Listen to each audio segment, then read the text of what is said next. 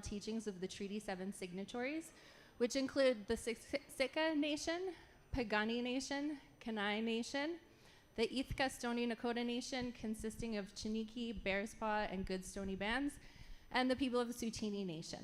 Calgary is also home to the Métis Nation of Alberta Region 3, and we're grateful here to gather tonight in the spirit of community and collaboration. Okay, so what are we all doing here tonight?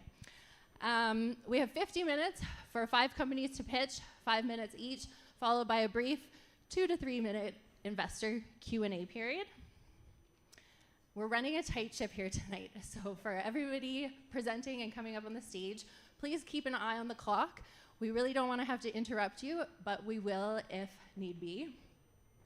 At 7 p.m., we're going to take a break and ask all the investors to head up to the investor hub at the top of the stairs on my right. And while we're doing our final investor deliberations for the evening, we invite everyone else to network. There's food and drinks down to my left. Have some fun, make some friends, have a good time. We'll all reconvene here at 8 o'clock to announce our winner. So you don't want to miss that. And then a little bit after our celebration, if anybody would like to join us for the after party, we're all heading to James Joyce on Stephen Ave. I'm really excited about all of the companies that we have here to pitch tonight. Just really quickly, we have CliniQuill, Spritz, Jora AI, Robinson Exotech, and Solartility. Lots more to come on these companies shortly.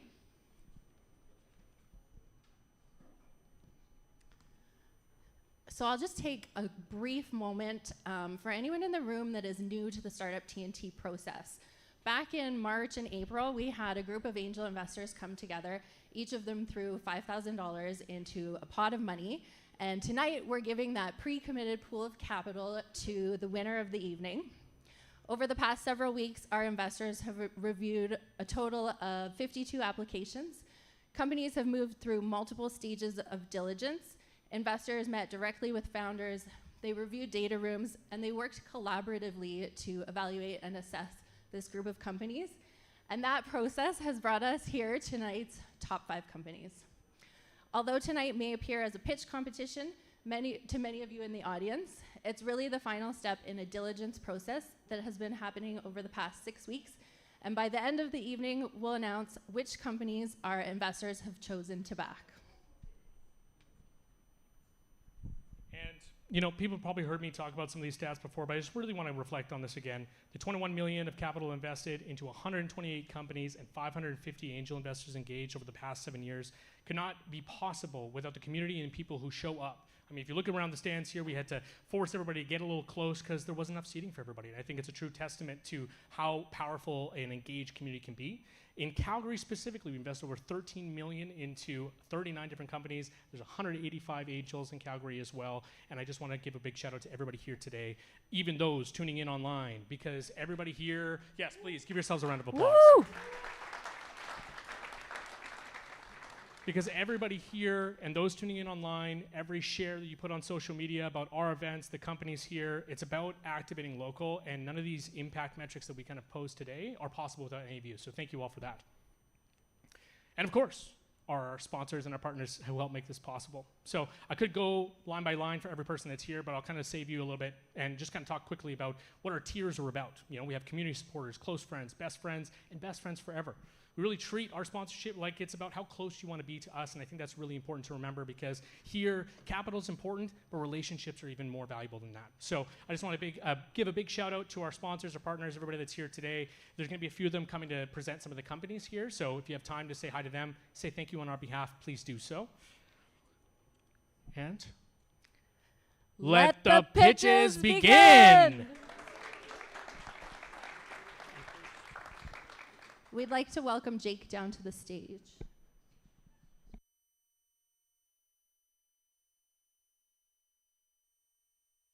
Awesome, thank you. Hello, everyone. My name is Jacob Young, and I'm a partner in Osler's Emerging and High Growth Companies Group based in Calgary. For those of you who don't know, Osler is a Canadian law firm that has the leading venture and startup practice in Canada, having advised on over 250 preferred share financings worth a collective $6.5 billion last year alone. We've only been able to achieve that because of the hard-earned trust and support of many of Canada's leading technology companies and VCs, and we are so grateful to have the opportunity to support Startup TNT as a critical capital allocator and a resource and everything else it is for early-stage startups here in Calgary and beyond. So without further ado, let me introduce our first startup, CliniQuill. So CliniQuill brings joy back to work for community-based nurses and allied healthcare professionals with AI-powered clinical documentation. CliniQuill is dramatically reducing administrative burden, giving healthcare providers more time and focus for what matters most, caring for their clients. So I will ask Sal Saminani from CliniQuill to please come on up.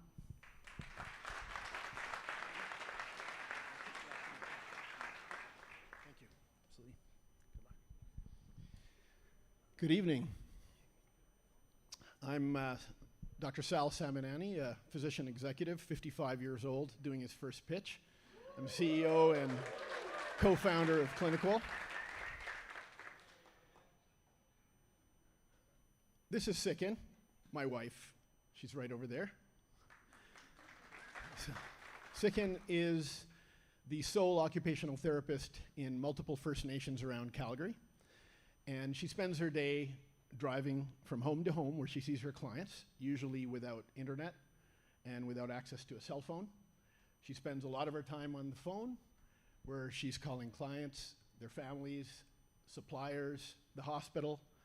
And when she's back at the health center, she's regularly consulting with her nursing and physician colleagues. And she's trying to keep track of all of this in her notebook and in her head, completing her documentation at the end of the day, or actually at the end of the week, which is bad for patient care. And she spends about 40 to 50% of her time in paperwork. And this limits the number of clients she can see. This fractures her attention when she's with her clients. It adds to her documentation, her cognitive burden, and her frustration. And she hates this part of her job.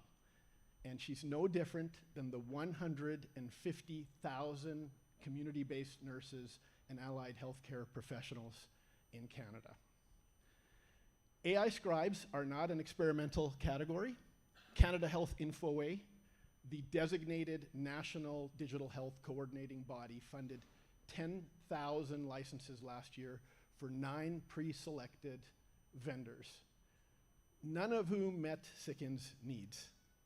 So, despite not having a product and being off cycle and the program being closed, Infoway still funded us to build and evaluate CliniQuill.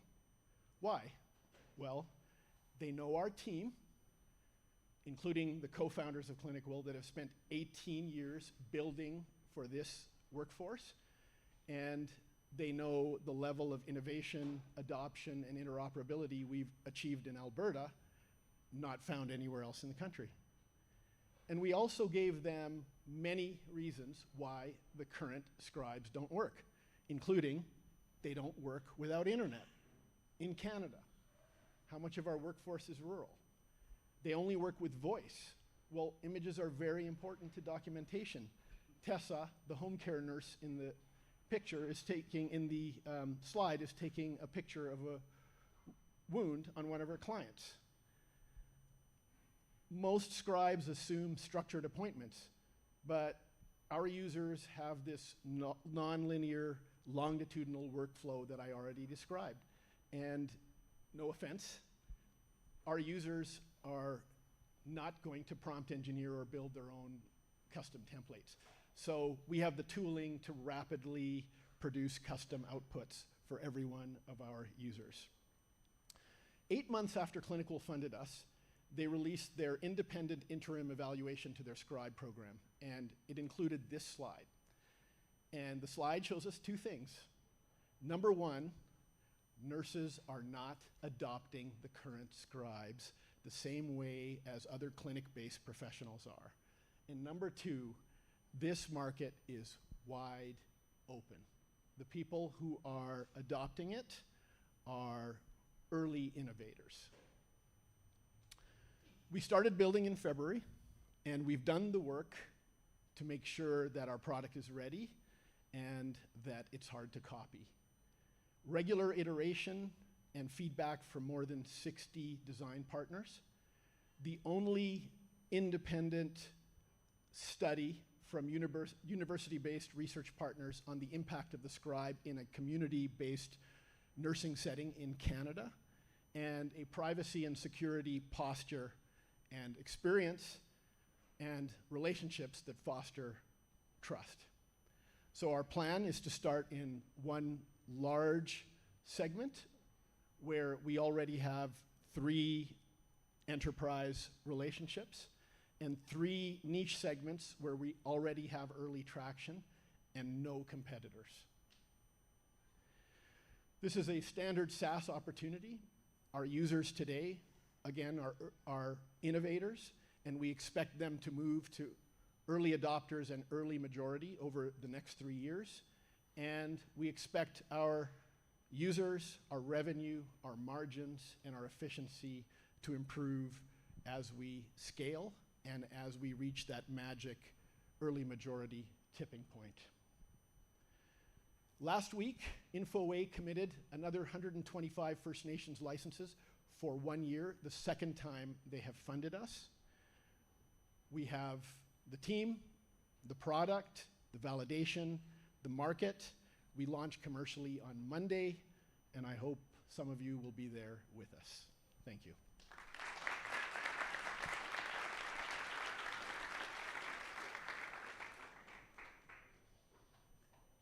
Well, thank you, Sal. That was amazing. And I've heard about this before, but it gets better every time. When we were talking earlier, you mentioned some recently announced changes for yourself and the team. Would you share that with everyone here? Sure. Yesterday, I stepped down officially as Okaki's CEO, our current company, and I will assume full-time CEO role Monday with our commercial launch. And one of the other co-founders and one of our senior leadership team in Okaki will assume the CEO role. Fantastic and very exciting. So you mentioned your departure from Okaki. What are some of the successes and the learnings and the relationships specifically that you're bringing from that experience to the CliniQuill business? Sorry, the learnings, the relationships? And successes. And successes. Okay, well, some of the successes. Okaki's very different. Although we were a for-profit, we really operated like a nonprofit, meaning we were committed to objectives with no sense of sustainability. And some of our successes include, you all have complete immunization records at the point of care today in Alberta because of us. This province has a province-wide prescription monitoring program for opioids, benzos, antibiotics that no other province has because of us. The First Nations in Alberta have electronic health records and interoperability, and no other province does because of us, and we have a few more. I think the biggest learning, so we've had a massive amount of learning and challenge and failures over 18 years, and I think the biggest learnings that will help us in this venture are a real understanding of this target population of the customer. I think number one, the ability to grind and have grit and stay with it and be patient. And I think I call it just keeping that golfer's mentality. Don't get happy with the successes. Don't get mad with or upset with the downs. I think those are the big ones. Am I allowed to squeeze in one more question? Time. Oh, we're out of time. Thank you very much. Sorry, I talked too much. Woo!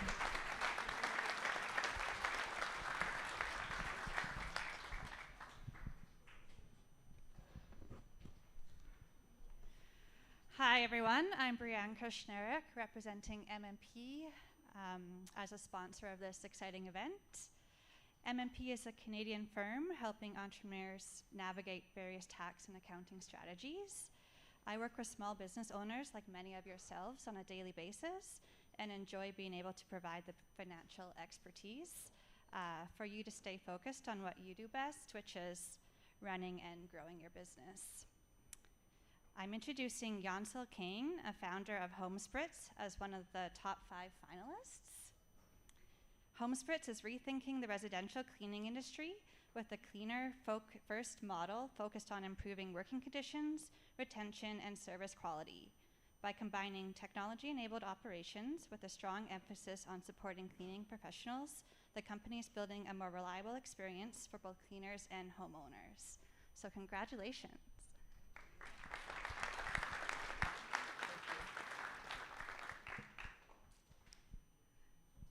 Good evening, everybody. Hi, my name is Yeonsil. I'm co-founder and CEO of Spritz. Let's admit it, cleaning your house sucks. Hiring a reliable cleaner can be even worse. Oh, it's so frustrating. Whichever company you go with, by the time you get used to someone, boom, new person. No consistency, no trust, no relationship. This revolving door of the cleaners is the biggest problem in residential cleaning. And it hurts cleaners too. Terribly low pay, poor working conditions creates extremely high turnover. And that turnover directly impacts the client experience. So we took a different approach and we broke this revolving door. Spritz built a platform to connect families and cleaners directly. Cleaning is not just about cleaning your house, it's about the human connection and trust. Spritz helps you find someone your dogs would wait at the door for. We're growing fast. We're on track for $2 million in revenue in 2026. We're not just another cleaning service. While other companies all focus only on clients and mistreated cleaners directly impacting the client experience, we took a different approach and found our secret. We focused on the cleaners. We were the very first certified living wage employers for house cleaning in Alberta, and our platform provides comprehensive support to build the loyalty with our cleaners. Happy cleaners make happy clients.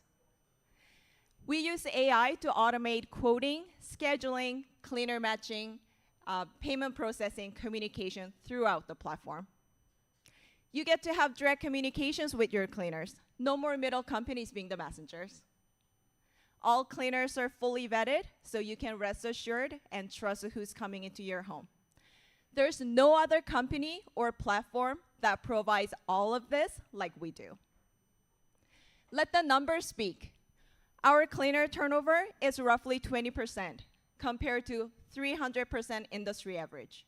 We keep our cleaners, and our cleaners keep our clients. Over 85% of our clients are repeat clients. That's the power of solving both sides of the problem for the marketplace. Sorry. Our business model is simple. So we take 33% fee from every cleaning, and it's a recurring revenue model. We don't always chase after people. We keep our people, and that's what creates a recurring revenue engine. We are currently operating in Alberta and BC, and we've recently expanded to GTA in Ontario as well. We dream big. Residential cleaning is a $12 billion market in North America alone, and we want to capture 1% of that, $120 million a year. Our technology allows us to launch into new markets without building any physical branches or buying vehicles. We can recruit vetted cleaners, onboard clients, process payments, manage bookings, everything through one scalable platform.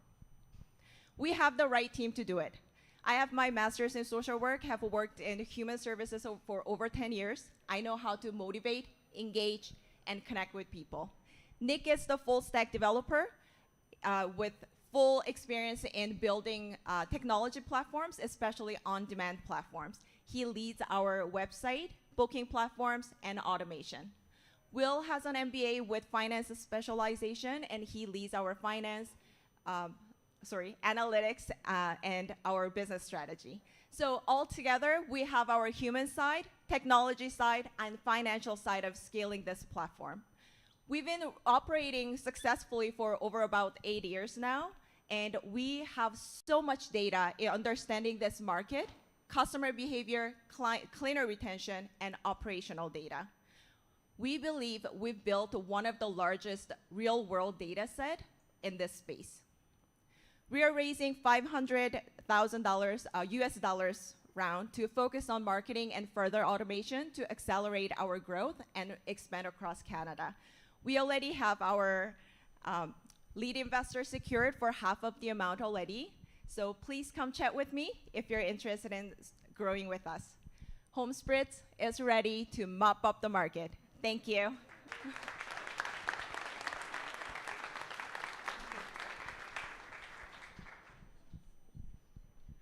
Great presentation, Jansel. It's great to be on stage with you again. So I did Jansel's Q&A the first time she appeared on the TNT stage, and that was 4 years ago maybe. And I've watched this company grow. So I'm a loyal customer. I love this service and will continue to be a great customer. So if you need a cleaner, check it out. But I want to talk about where we've come in the last 4 years, and let's talk about some of your new growth opportunities as well as the platform. You've built an exciting platform. What can you do with it, and what are your plans with it? Yeah, so we have 2 big growth plans for us. So first thing is we plan to grow our Home Spritz platform by adding related services, such as carpet cleaning, window cleaning, and etc. We've launched the carpet cleaning into our services, and demand has been strong because the clients like bundling services together through one trusted platform. The second goal and our biggest vision is to white label our platform. At its core, Home Spritz is not a cleaning service. We are building infrastructure for service marketplace. So once we really prove our scalability in cleaning business, we want to expand this into other service industries through white labeling and also marketplace partnerships. So with that, we are transforming Home Spritz from cleaning marketplace into a scalable service platform company. Thank you. Great. One last question, and it's something we talked about your very first time on the stage. You hire cleaners. A lot of them are immigrants and new Canadians. Can you talk a little bit about why you chose to go in this route with your business and talk about how the successes you've seen from it? A lot of our cleaners are newcomers and also single moms. So the cleaners who are getting into the business require different needs than typical jobs. So that's usually why they get into it and the flexibility they can get from those jobs. So because we are doing this contracting and providing those flexible work and flexible working environment and doing the respect, our cleaners actually get what they deserve while they love doing. So they can actually make their living. They show up work very happy. Newcomers, the single moms taking care of kids, different needs of their hours and their flexibility, and they bring that happiness into the clients' homes. And that really brought up with our vision and what we wanted to do to make the difference in the community. Amazing. Like you said, happy cleaners, happy clients, and happy client. Thank you, Jansel. Thank you.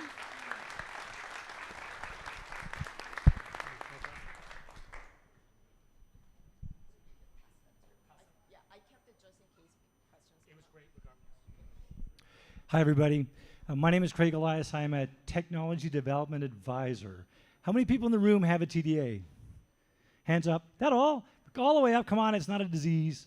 Okay, for those of you who don't know what a TDA is, I work for a group called Alberta Innovates. We are a crown corporation that is owned by the province. There's 11 of us scattered across the province. There's actually a second one of us in the room. Jen, do you want to stand up for a second? So, our job is to help technology founders do 3 things. 1, commercialize their technology. 2, connect them with folks that can help make that happen faster. And 3, help them apply for and spend wisely non-dilutive funding, AKA grants. How many people in the room have bought a house or sold a house in the last 2 years? Anybody bought or sold a house in the last 2 years? When you go to buy or sell a house, you have to transfer ownership. It's called conveyance. Today, that is a manual, time-consuming, error-prone process. The next company is going to hopefully help us change that. The next speaker just spent a bunch of years in Tokyo. He recently moved to Calgary 12 months ago. They're already doing almost $350,000 in annual recurring revenue. So please, a warm Calgary welcome for Cameron Long from Jora. Cameron, take it away.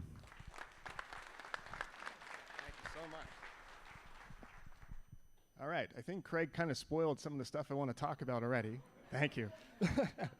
So, If you found buying or selling your house a particular pain in the ass for you, I guarantee you that a real estate lawyer dealing with 50 of these closings a month or 2 of these a day has a much worse life and had a much harder time than you did. Because his job is basically just to wrangle the chaos. He's got to get you to get your documents in. Potentially you went on vacation just before your signing appointment. The bank's late on the money, so you have to go back to your clients. All sorts of emails are piling up in your inbox, and you just have no time to just do your job. And I'm from Jora. I'm Cameron. I'm the CTO, and I want to make his life better. Oh, I went backwards. So, the dirty secret of real estate law is that it's highly repetitive, as in it's the same documentation being signed by the same people over and over and over again, every single time a property is bought or sold or refinanced. And what's unique to real estate law is that you're paid per transaction, as in there's no billable hours here. So if you're a lawyer, efficiency quickly becomes the core of your business. And I keep going backwards. I'm holding it backwards. That would make sense. So, existing solutions that you have or software to run your practice don't really help you manage the complexity of all the things I just talked about. They happen to just generate documentation for you, but what you're left with, running a small business, is creating manual workflows that are highly error-prone. And this is illustrated by the fact that Land Titles of Alberta is 4 months behind on its registrations. So you're waiting 4 months for your deals to close, you have 100 on your desk already, and you have more coming in the door every day. So you're often left with just hiring more people and throwing more people at the problem to scale your business. And that just kills the margins. So what we've done is we've created Jora, an AI-powered platform to make real estate closings feel like magic. And Jora then becomes the missing puzzle piece that sits in between all of these lenders, the realtors, whomever, all of these parties, to sync and facilitate and orchestrate the work that needs to be done. The work often falls apart at the seams between everybody, you know. They're like, did you get my fax? This email chain has v2, v3 underscore final.pdf of the contract. Did you get that one? Because it has an important amendment. So we're trying to create something where everybody plugs into this platform and nothing gets slipped through the cracks. And for lawyers, we want to abstract away all of the meaningful or meaningless work that they do. The document ingestion and review, the scraping of data, validating data, raising issues of things that could kill their deal. We want to give them, through this AI-powered workflow, not just a workflow, but a 24/7 world-class paralegal that just moves their files forward. The lawyers only then need to step in for legal review and approvals. And what Craig said was right. We're out of pilot now, we're in market, and we have 2 firms that we're working with that net us about $330,000 of annualized revenue.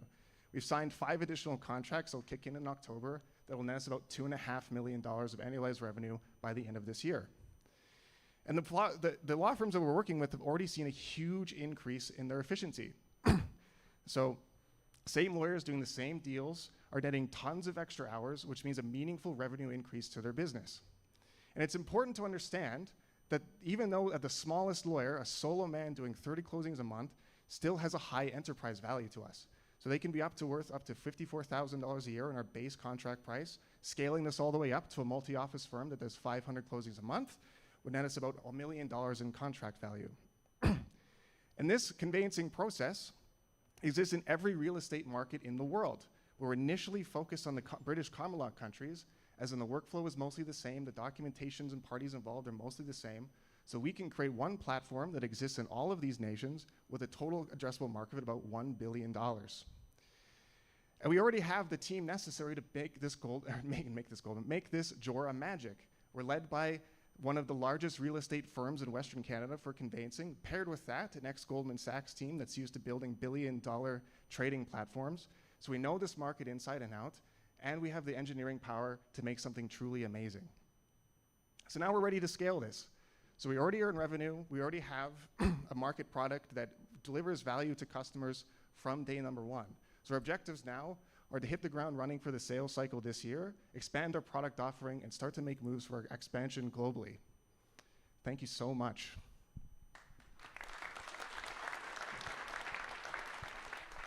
Trade you if you want. I'll cut across. I'm sure. Awesome, thanks a lot, Cam. That's someone who dabbles a bit in real estate investment and purchases and sales. I think I'm going to be looking for a firm that's using Jora.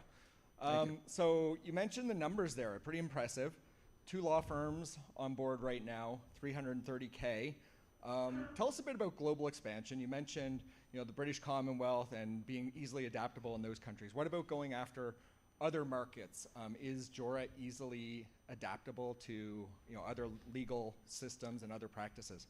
Yeah, you bet. So at its fundamental level, all this becomes is creating workflow that's enabled by AI. So when you're building this as an engineer, you're trying to create building blocks that allow you to expand to these different places. So for example, and why we're focused so much on the UK is that the same pieces of the pie that need to happen in a real estate deal maybe just are split in different ways. So maybe the seller's lawyer is responsible for different things than the buyer's lawyer is, depending on where we are even in Canada. So we really have to think about which pieces fit where and which parts that we can create to break off and like white box and white glove for other parts of the world. So that's deeply part of our I'll say engineering thought process. Well, it sounds like a great opportunity for growth just with the numbers you showed us already. On that topic, the revenue. So I think I heard a number of 150 per transaction. How do you see that changing or evolving as you move forward? Are your clients, do they tend to be pretty sticky?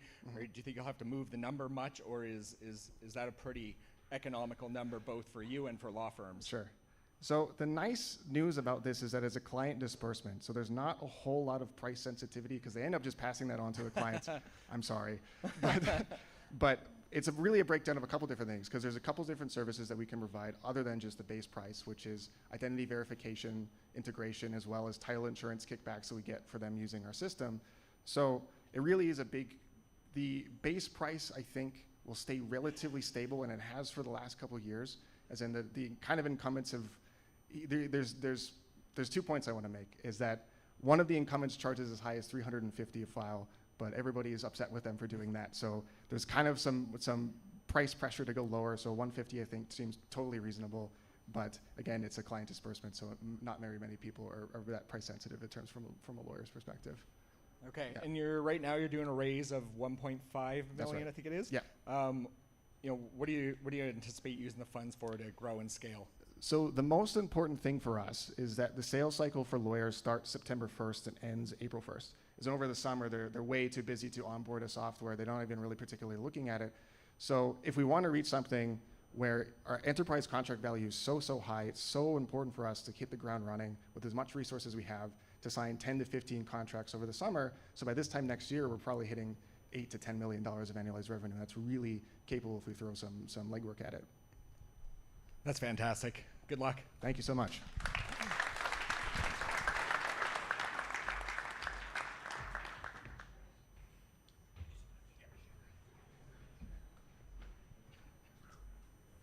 Hello, I'm Guy. I'm with the Hunter Hub, and I'm here tonight to ask you for $500,000 for 1% equity in the Hunter Hub. I'm kidding. Guy Levesque, I'm one of the best friends of the Startup TNT working at the Hunter Hub.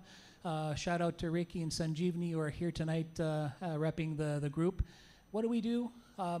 We're the place where we build entrepreneurial talent to ensure Calgary's and Canada's bright future by serving the University of Calgary community from first year undergrads all the way to faculty members who are looking to enter an entrepreneurial journey, whether that's a lifestyle business or a billion-dollar tech. We do it all, and we support them and make sure that they are here to make Calgary a prosperous city. When I got the intro for the fourth company that we're going to pitch tonight, I said, Reed Robinson, isn't he like part of the Fantastic Four? No, that's Reed Richards. Believe me, Reed Robinson is even better than the Fantastic Four. Robinson Exotech has developed the next generation mobility device, the XLEG. The XLEG is designed to improve safety and mobility for people that are recovering from injury or managing mobility challenges.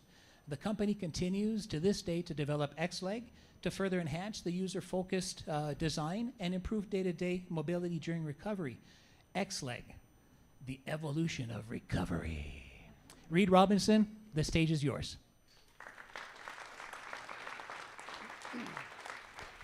Thank you, Paul. All right. Whew. Okay. Other way. Nice. And just forward and back. Where do we go? Right. Okay. Okay. Hi, everyone. My name is Reed Robinson. I'm the founder of Exotech Corp, creator of the XLEG. So my whole story started back in January of 2015 when I was in a terrible car crash. I shattered all the bones in my lower right leg. I had 13 surgeries in order to save my leg. And between surgery 10 and 11, I designed and built the first XLEG that I was able to go out in the park and play soccer with my kids while having a broken plate in my leg. So my main challenges with current crutches or crutch alternatives are navigating stairs, getting in and out of vehicles, or using your hands to carry something as you're going about your day. There's also 40,000 injuries each year in the US from simply using crutches.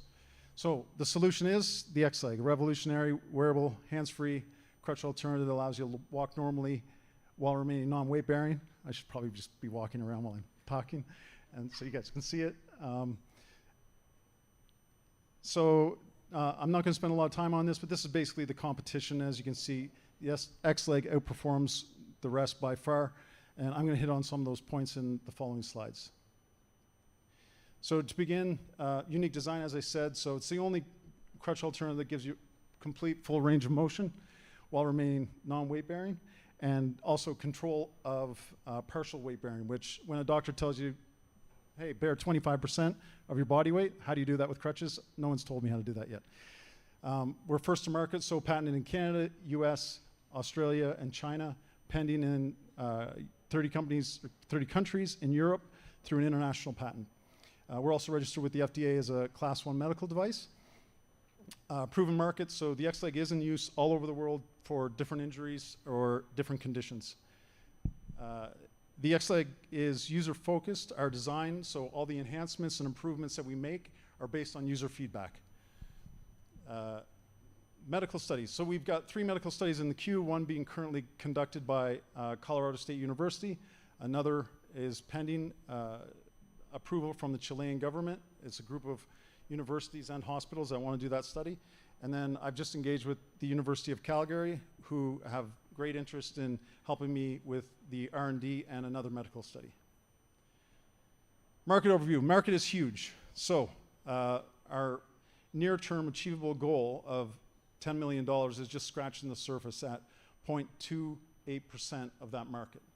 So we're looking to blow this up. And yeah, I need your help doing that. So the growth strategy is aggressive marketing. So the opportunity is, there's a huge untapped US and Canadian market. We have a single website. We've had little to no marketing spend. And I've kept it afloat. We're not making money. We sell about 40 units a year. But the thing is, it works. And the world doesn't know about it. That's the biggest problem. And so we're going after the marketing very aggressively. Untapped distribution channels, of course, is online. We want to hit hard with digital marketing. We're going to go after brick and mortar to do flow through initially, and then online medical distribution companies as well. And then local rental and trial program out of the XLEG storefront.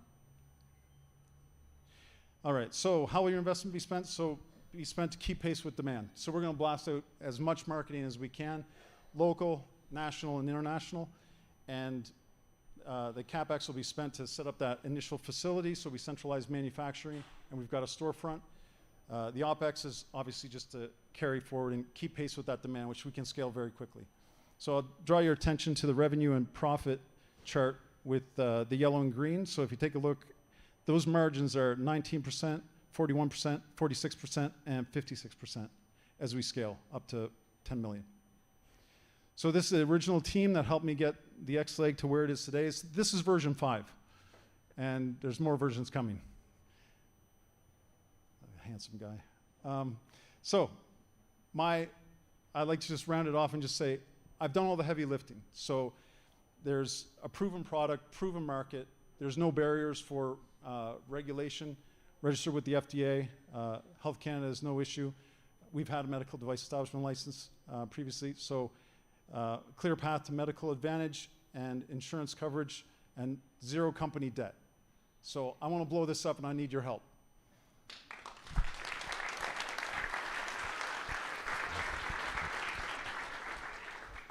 Well, thank you very much, Reid.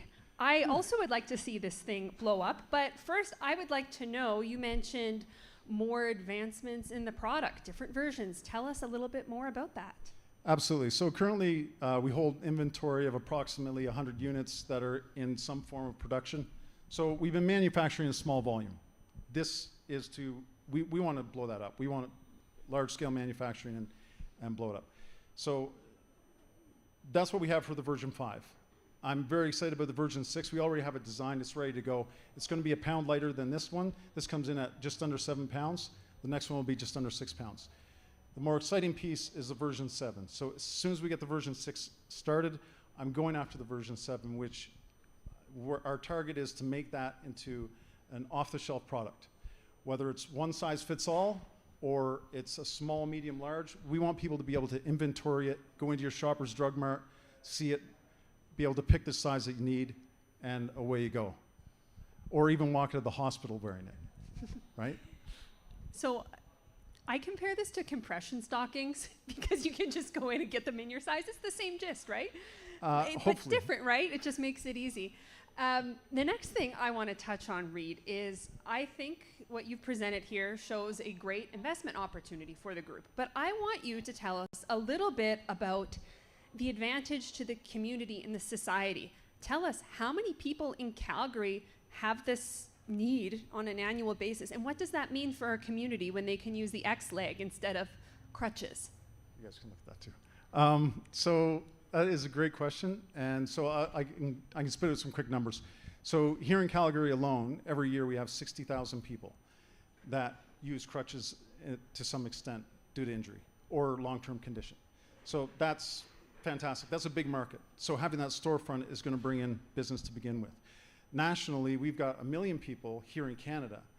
And then, of course, on the south of the border, we've got 6 million. So it is a transient population, but that's our market. Now, the thing is that once we have the medical studies in place, we can be registered with all the insurance companies. Once we're registered with those insurance companies, then there's no barrier to someone getting this. When there's no barrier and there's the cost is gone, there's a huge advantage because you're going to be able to get back to work sooner. You're going to have less atrophy. These are all things that we've seen. Less atrophy, less physiotherapy. You're going to be back to work sooner, so less downtime, less chance of blood clots. And this society, it's going to lower the cost of the total cost of injury for the individual and for society and for insurance companies. So everyone can get back to their life sooner. Thank you very much. Yes. Thank you. Thank you, everyone. Hello. Wow. So many familiar faces. Nice to meet you and see you all again. My name is Kim Abani Yamaguchi. I'm the ecosystem specialist here at Platform Calgary. Before we dive in, I'd love to get a quick read of the room. Hands up if you've been at a platform event or it's not your first time here. Perfect. Hands down, and hands up if it's your first time here.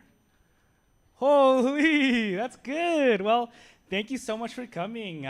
For those who just raised your hand, a huge warm welcome. To give you a quick idea of who we are, Platform Calgary is a nonprofit member-based organization, and our mandate is to bring together resources of Calgary's tech ecosystem to help startups launch and grow at every step of their journey from ideation to scale. You'd think I'd memorize that by now. We know that building a tech business is really hard, but doing it in Calgary means you have incredible broad ecosystem support right beside you. We're so excited to play a vital role in bringing this community together, connecting founders with the programming, mentors, and investors that they need. But we certainly can't do it alone. A perfect example of that, Community in Action, is our very close collaboration with Startup TNT. We get to see the very real, tangible impact that they have on founders every single day, and it's incredible to see experience. So give a round of applause. Thank you, Startup TNT. It's exactly that kind of collaborative ecosystem that brings us the real reason why we're here today. It's my absolute pleasure to introduce our final company of the evening. Solartility currently operates as an electric retailer, helping homeowners with solar systems optimize their energy use and maximize export revenue when selling excess electricity back to the grid. The company is also building Alberta's first retail virtual power plant to aggregate distributed energy resources, improve grid stability, and unlock even greater value for solar-producing households. Please join me in giving a massive round of applause for Solartility.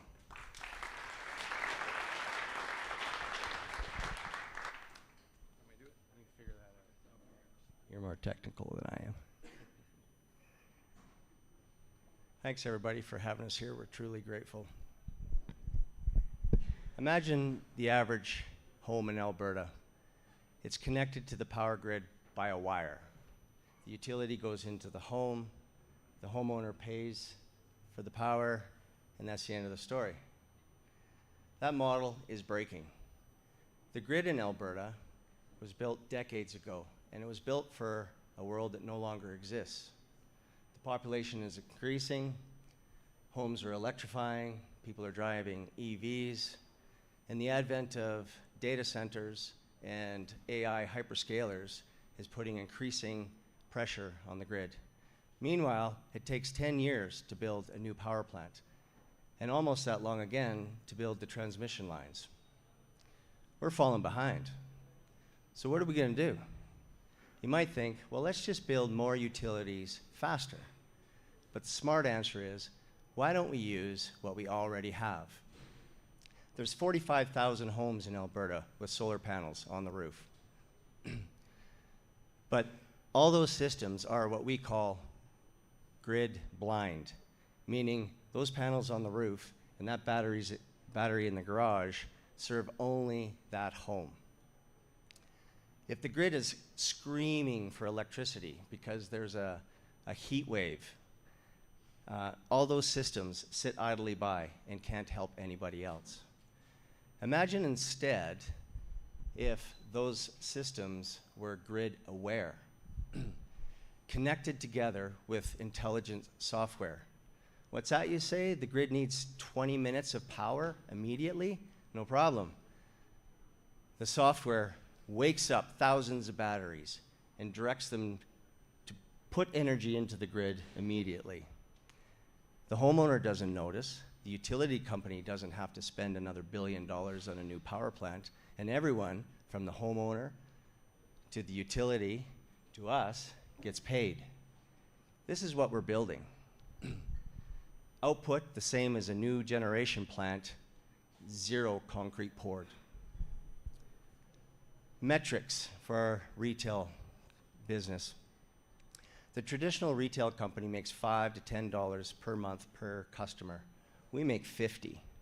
This is a 5 to 10 times margin advantage. And it's not because we charge more. It's because fundamentally we have a different cost structure. Traditional solar retailers spend 50% of their margin on affiliate salespeople. We don't. They also have to hedge their electricity purchases, and that's expensive. But because we manage batteries, we don't have to do that. We don't have that risk.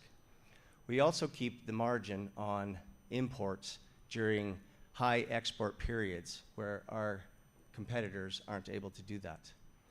Today, we have 1,050 paying customers, and we're adding 8 to 10 new customers every day. At our margins, that's $630,000 a year and climbing. This isn't theoretical. We have 35 operating homes in the Blanchford development in Edmonton. This is Canada's first retail battery virtual power plant. The CBC did a thing on it last September. We have $4 million in non-dilutive funding across 3 committed projects. We won a kind of a landmark regulatory decision with Alberta Utilities Commission in 2022 that really set the stage for all of this to happen. And currently we're in negotiations developing a 10 megawatt utility commercial contract. This is the Blanchford project.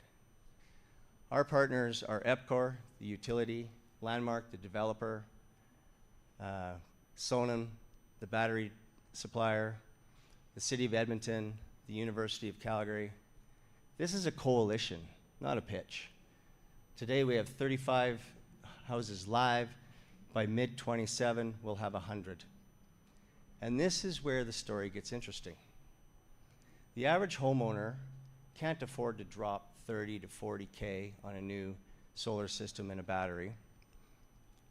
Our solution is to get rid of that cost. We're standing up an independent fund, initially $40 million. This fund will pay for all the equipment and the installation costs for 1,000 homes. The homeowners will sign long-term contracts with us to purchase electricity from us at prices lower than what they're paying today. They're saving money from day one. The fund is making a good return from those payments, and we get 1,000 batteries to dispatch onto the grid and make grid services revenue, in addition to the additional retail revenue that we're going to make. This is how we go from 35 homes to 1,000 to 10,000 to 100,000. We're raising $1 million today through a SAFE, which will convert when our priced seed round happens in about 4 months. Your $1 million today will be worth $1.7 million on paper 4 months from now. The round today takes us to the seed. The seed takes us to limited partnership and $40 million. The limited partnership takes us to 1,000 homes. The 1,000 homes gets us to the Series A. We're transitioning the grid from the top down, using the sun in the sky and software in the clouds, one rooftop at a time, and we'd love to have you with us. Thank you. Shane, great presentation. I just want to say that I find what you're building super fascinating. You're taking normal people like you and I, and what you're really doing is you're saving us money, also alleviating stress on the grid, right? So can you just kind of walk us through why you chose to solve this problem, why you believe now is the right time, and how your backgrounds really help you unlock this business? My name is Kelly. I'm co-founder, CEO. The answer is look outside. Who thinks it's hot out today? We've got 30-degree weather. Let's see a round of hands. It's getting extreme, and climate change is real. Our primary motivation is to make a macro impact on carbon reduction. So if we scale out 1,000 homes, we can reduce carbon emissions in Alberta by 0.5 megaton per year. It's significant. We have to take immediate collective action. We have to do it together, and we have to do it now. Do I have time for one more question? Quick one? 8 seconds. Okay. Can you tell us That's what a rodeo. Solartility wants to be when it grows up? What do you want to be when you grow up? I'll let you. What do you want to be when we grow up? Yeah. In a single phrase, the operating system of the future grid. Canada, the federal government just announced by 2050, we have to double the grid size. And we have to transition to renewables and to distributed energy. That requires a new operating system, and that's what Solartility aspires to be. Awesome, thank you. Thanks, Adam.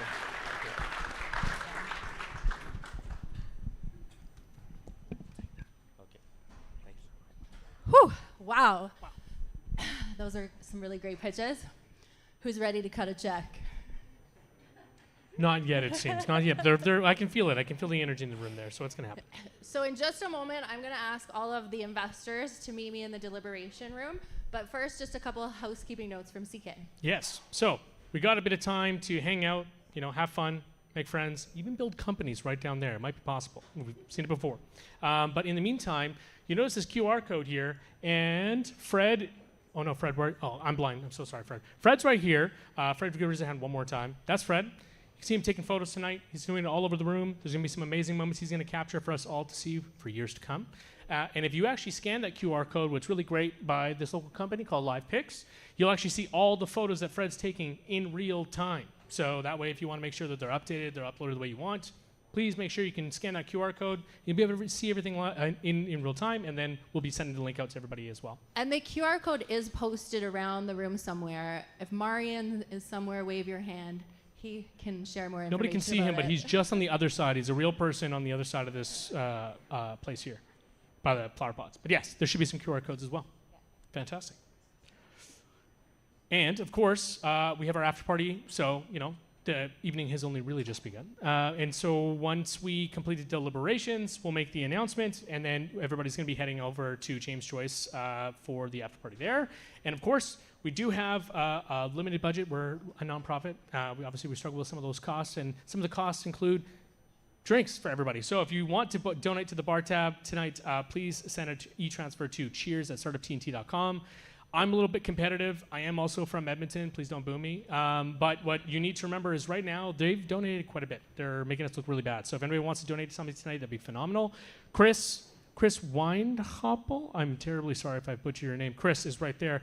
Thank you so much, Chris. You donated tonight. I really appreciate that. Woo! Round of applause for Chris. Thanks, Chris. So join Chris. Donate if you'd like. If you have the availability capacity to do so, that'd be fantastic. And so we're going to put a timer up. We'll meet you back in 60 minutes. Thank you, everyone.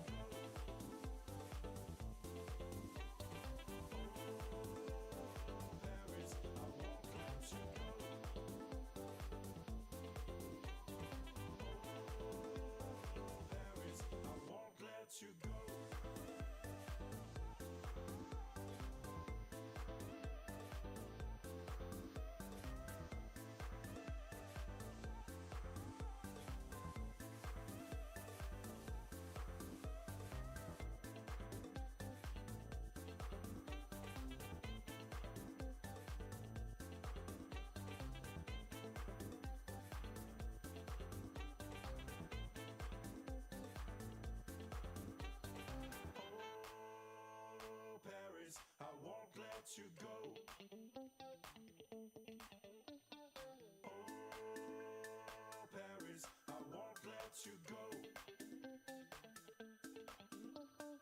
Oh, Paris, I won't let you go.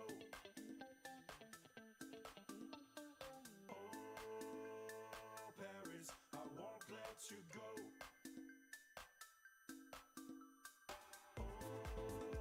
Oh, Paris, I won't let you go.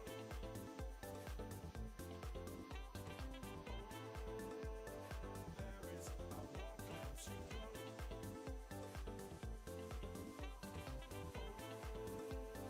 Paris, I won't let you go.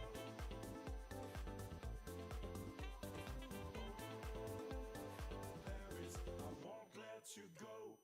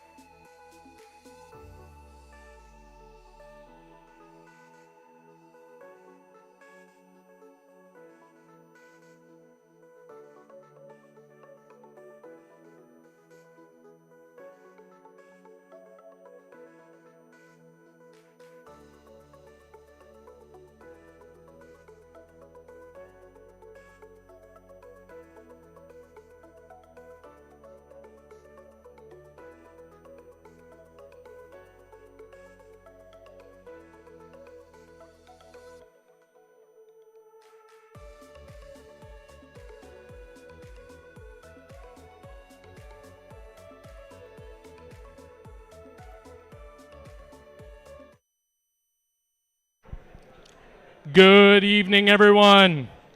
You probably can't see me, but believe it or not, I'm on the stairs. Hello. Thank you so much for your patience and for mingling.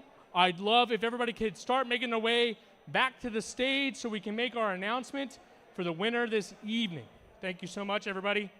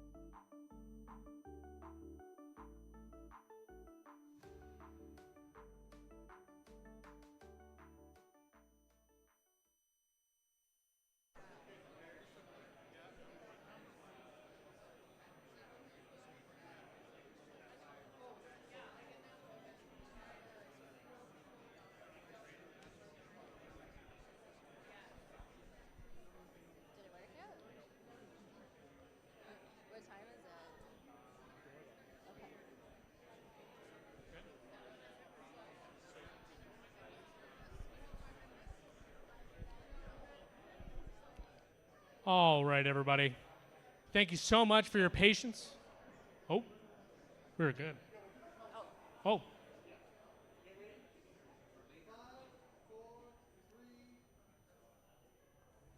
It's on us now. Hi, everybody. Thank you so much for your patience. We really appreciate your time. We also appreciate the great conversations I was hearing down there. Haley, how are you feeling? Woo, it was some intense conversations in that Turn on. deliberation room. It is on. Oh. Can you guys hear me?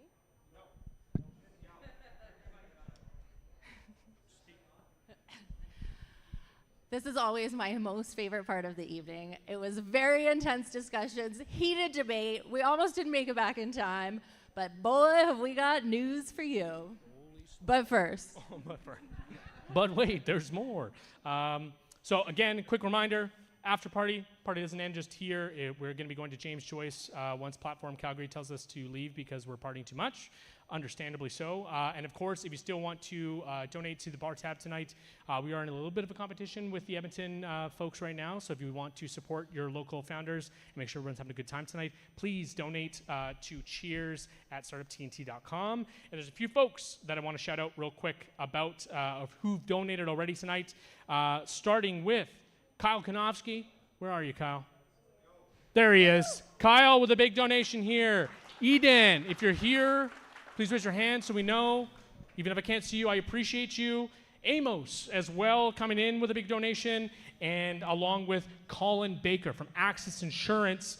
And Thank you, Colin. Thank you, Colin, from Access Insurance. And our last donation is coming from Denise, the Grant Sherpa. The Grand Sherpa. Thank you so much. If you don't know Denise, come find us after the event. We'll make an introduction. She's a good person to know. If you don't know, then you'll know, neighbor. And so we're going to move on to our next piece here. Please. And no, the winner. no. First, we have to thank people. Okay, we're going back. We really want to thank everybody that's been involved in the culminating of what's led us to tonight. Obviously, our founders, our investors, we appreciate you, our AV team, our bar, our students, our volunteers. Who did I miss? I don't know. Thank you. Thank you so all. much. Big round of applause to everybody, please. Are we going to get a drum roll? Can we get a drum roll going, please? And the winner of the Calgary Spring Summit is Robinson Exotech. Woo! Come say a word. Come say. Reed, do you have anything to say? No, I can't stop smiling. Thank you very much. You guys have no idea what this means to me. My God, I had a list of like 20 different people to thank. Alberta Innovates, NRC, Haley, you're wonderful. Of course, Rocco. Sorry, who am I? Loren, yeah. Thank you. There you guys. It's so terrible. So yes, thank you everyone for all of your support. Of course, my original business partners as well. Am I on the clock? No. Can I keep going? No. Okay. Yeah, this has been it's been a long journey up to this point, and I've been at this for 10 years, grinding it out, and I'm ready. I'm ready for 10 years more. And the thing is, tomorrow that's when my real job starts. So, thank you everyone. I'm going to be updating my LinkedIn profile to now be the COO of Exotech Corp, and I'm going to be leaving IT in the dust. Sorry, guys. Reed, we're definitely going to put you to work. So we have a couple of side deals that are in the works. So we will not be announcing side deals tonight, but know that there may be one or two announcements in the coming week or two. Why don't we invite all the founders up for a picture, the investors? Let's take a picture. We can close it out for the evening, I think. For the online attendees. For the online attendees, thank you so much for tuning in. Appreciate it. Again, you being there online, tuning in, getting that viewership, sharing in your network.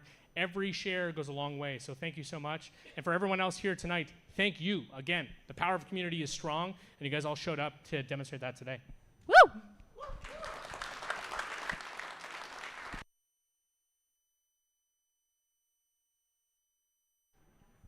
And I guess while we're getting the rest of the photos and things like that, again, folks, there are still some pieces of pizza left, or we actually had all the pizza.